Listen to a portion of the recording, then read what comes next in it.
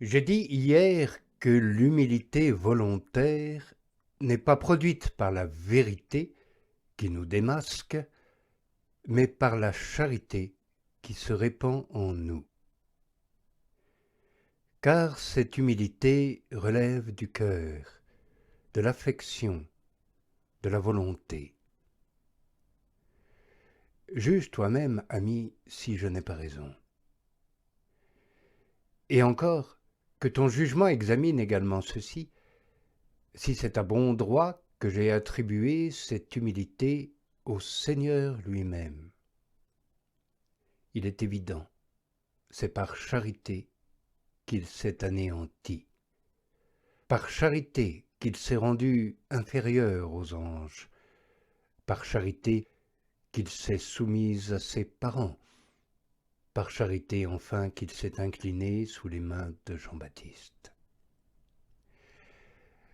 C'est aussi par charité qu'il a souffert les infirmités de la chair, par charité qu'il s'est assujetti à la mort et a été crucifié sans gloire.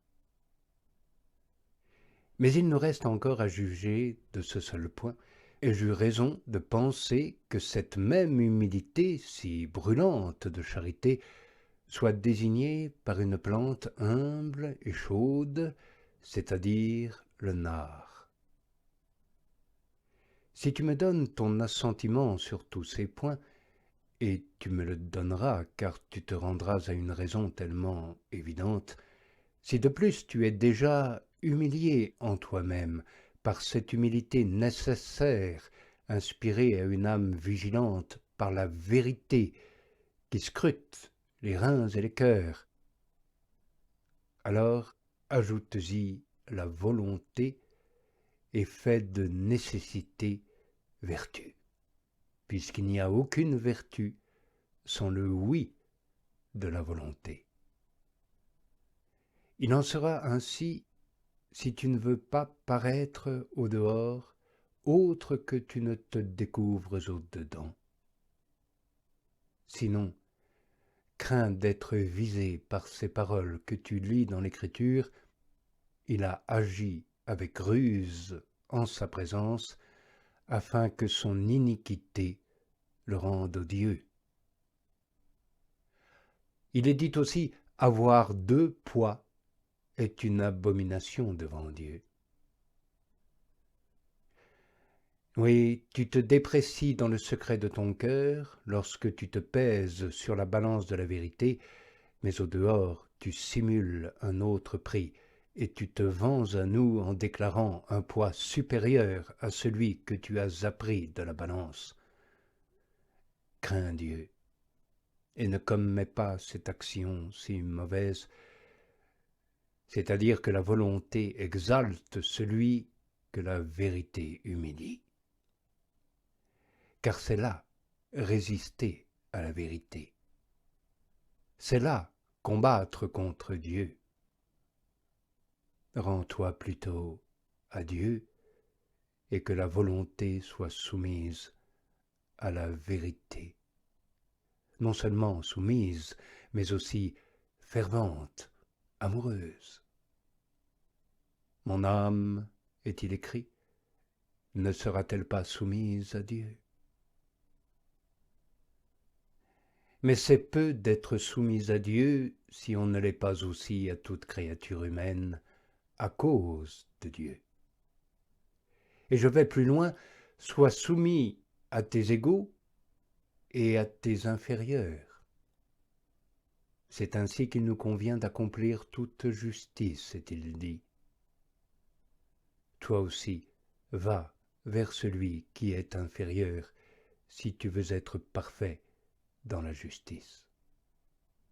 Traite ton inférieur avec déférence, pour Dieu. En faisant ainsi, tu pourras prendre à ton compte ces paroles qu'a prononcées l'épouse, « Mon art a exhalé son parfum ». Oui, le parfum, c'est la ferveur, la dévotion. Le parfum, c'est le bon renom qui parvient à tous, afin qu'en tout lieu tu sois la bonne odeur du Christ, perceptible à tous, agréable à tous. Cela est impossible à l'humble que la vérité force à l'humilité, car il garde l'humilité pour lui, et ne lui permet pas de sortir pour se répandre à l'extérieur et embaumer. Ou plutôt, il n'a aucun parfum, car il n'a aucune ferveur, puisqu'il ne s'humilie pas spontanément ni volontiers. Mais l'humilité de l'épouse, comme le nard, répand son parfum, car elle est embrasée d'amour, pleine de ferveur, elle embaume d'une bonne réputation. L'humilité de l'épouse est volontaire, elle est constante, elle porte du fruit. Son parfum n'est éventé ni par la réprimande, ni par la louange. Elle avait entendu ces paroles, « Tes joues sont belles comme celles de la tourterelle, et ton cou comme des colliers. » Elle avait reçu la promesse d'une parure d'or, et néanmoins elle répond avec humilité. Plus on l'exalte, plus elle s'humilie en tout. Elle ne se glorifie pas de ses vertus.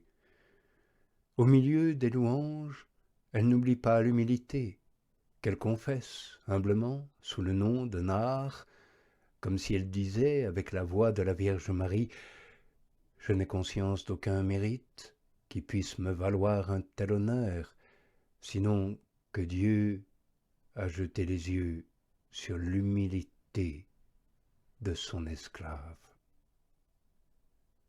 Car ces paroles, mon art a exhalé son parfum, que signifient-elles d'autre, sinon mon humilité a trouvé grâce?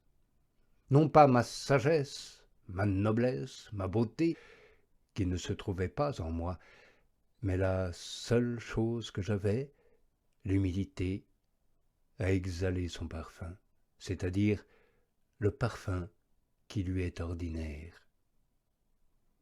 Et d'ordinaire, l'humilité plaît à Dieu.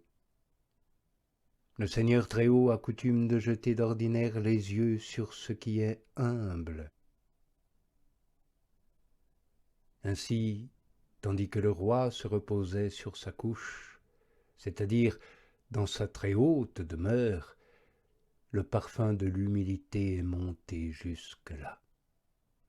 Il habite les hauteurs, est-il écrit, et il jette les yeux sur ce qui est humble au ciel et sur la terre.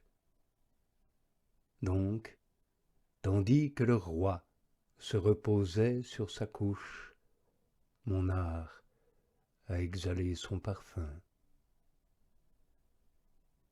La couche du roi est le sein du Père, car le Fils est toujours dans le Père.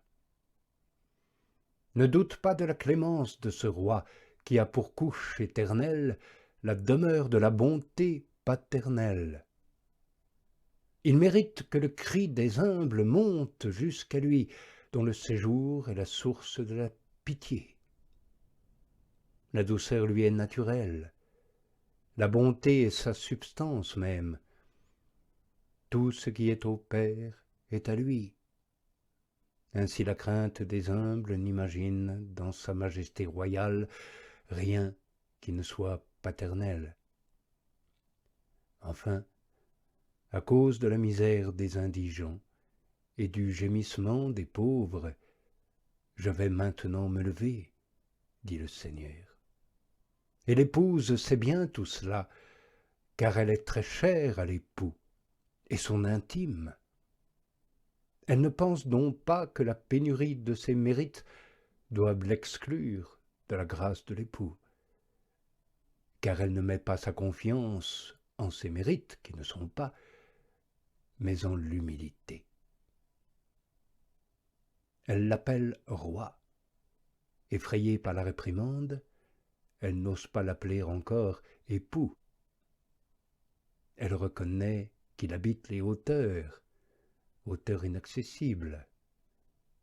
Néanmoins, son humilité ne désespère pas, car elle sait que si ces hauteurs sont inaccessibles pour elle par ses propres forces, elles ne le sont pas si elle s'y laisse conduire humblement. Tu peux appliquer fort à propos ce discours à la primitive Église. Si tu te souviens des jours qui ont suivi l'élévation du Seigneur, là où il était auparavant, et son intronisation à la droite du Père, son ancienne, noble et glorieuse couche. En ces jours-là, est-il dit, les disciples étaient réunis en un même lieu, persévérant, unanimes, dans la prière, avec les femmes et Marie, mère de Jésus, et ses frères. Ne te semble-t-il pas qu'en ce temps-là, vraiment, le nard de la petite et craintive épouse exhalait son parfum? Or, il y eut soudain un bruit venant du ciel, semblable à celui d'un violent coup de vent qui remplit toute la maison où ils étaient assis. L'humble et pauvre épouse n'eut-elle pas raison de dire alors, tandis que le roi se reposait sur sa couche, « Mon art a exhalé son parfum ».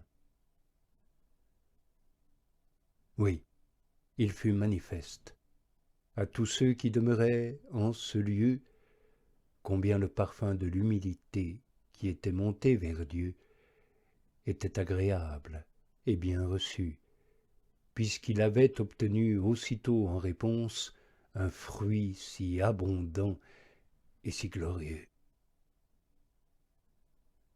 D'ailleurs, l'épouse ne fut pas ingrate envers un tel bienfait.